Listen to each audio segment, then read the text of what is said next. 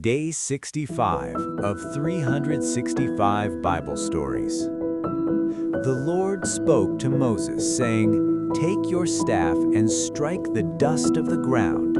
It will become gnats throughout all the land of Egypt." Moses obeyed. He lifted the staff and struck the dry earth. Instantly, the dust turned into swarms of tiny gnats. The air filled with buzzing clouds so thick they darkened the sky. Gnats crawled into people's hair, covered their skin, infested animals, and invaded every corner of Egypt. No one could escape the relentless biting and swarming. Pharaoh's magicians tried to imitate the miracle.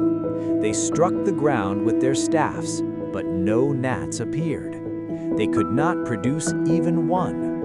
Troubled, they told the king, "This is the finger of God. We cannot do this." Yet Pharaoh's heart remained hard. He paid no attention and refused to let the people go.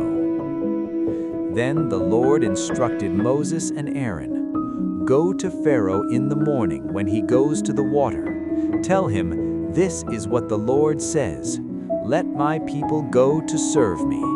If you refuse, I will send swarms of flies upon you, your officials, your people, and your houses.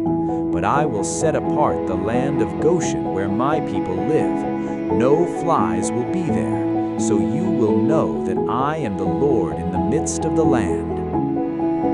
Moses and Aaron delivered the message exactly as God commanded.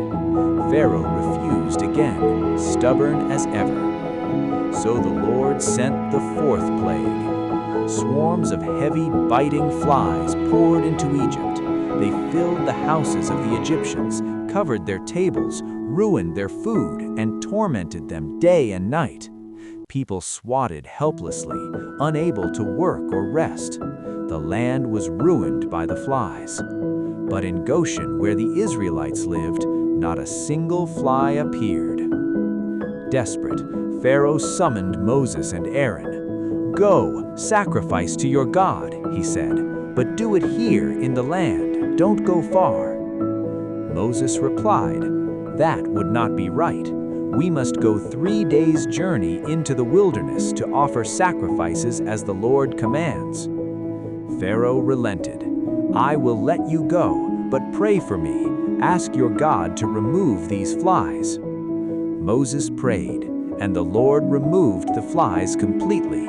Not one remained. Yet once the relief came, Pharaoh hardened his heart again. He broke his word and would not let God's people go. Join me tomorrow as we continue this journey through the Bible.